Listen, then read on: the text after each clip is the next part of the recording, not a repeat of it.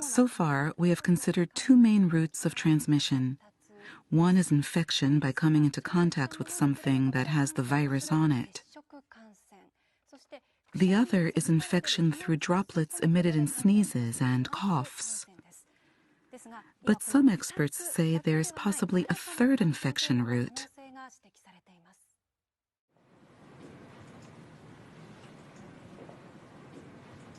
Experts are now looking at this new infection mechanism as the key to preventing the further spread of the virus.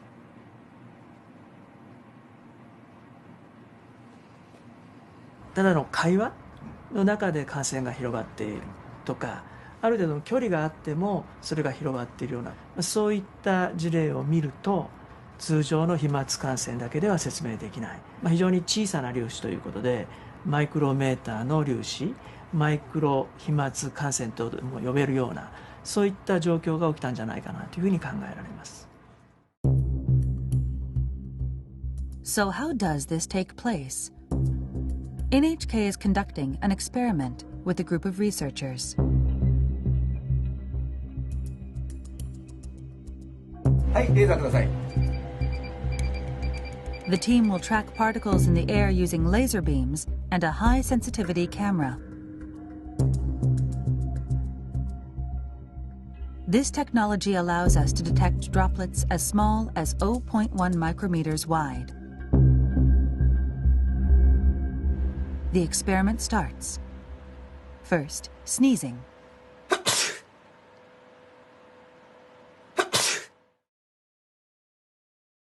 We can see a large droplet about 1 millimeter in diameter.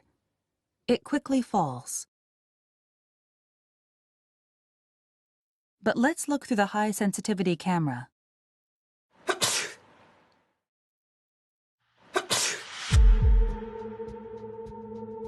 We can see small particles that seem to glitter floating through the air. These particles are all smaller than 10 micrometers, or 1/100th of a millimeter in diameter. Let's take a look from a different angle. They're small and light. You can see them drifting through the air. These are micro droplets.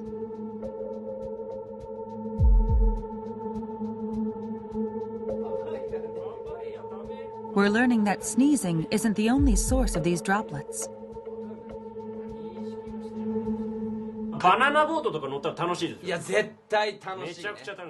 We ran the same experiment on a close-range conversation.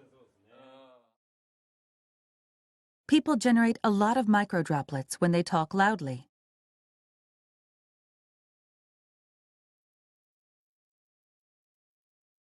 The droplets between these two stay where they are. They don't drift away.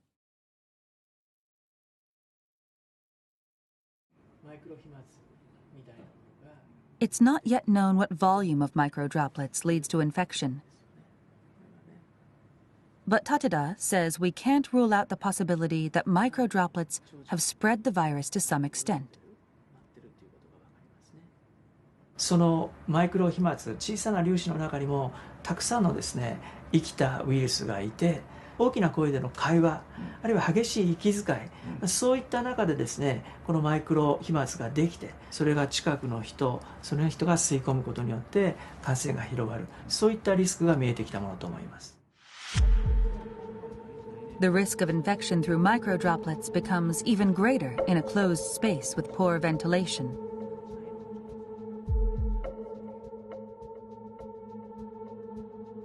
This lab is simulating the movement of microdroplets in an airtight room.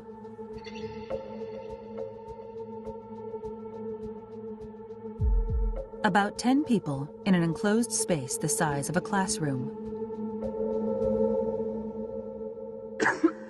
A person coughs once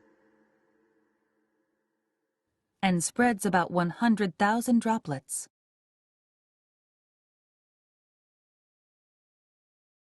Large droplets are shown in blue and green.